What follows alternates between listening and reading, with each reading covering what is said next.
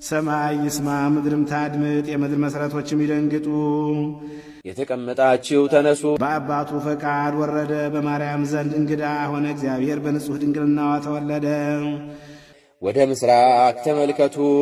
በእንስሳት በረት ተጨመረ። የንጉሥንም እጅ መንሻ ተቀበለ። ከእናቱም ጡቶችን ምግብን እየለመነ እንደ ሕፃናት አለቀሰ። በግብ ተመላለሰ፣ እንደ ሰውም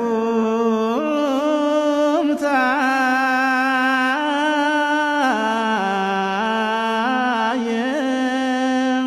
በየጥቂቱ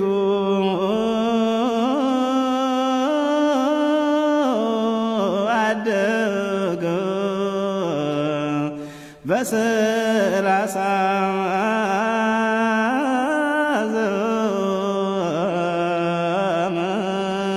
ዘመኑ በዮርዳኖስ ተጠመቀ።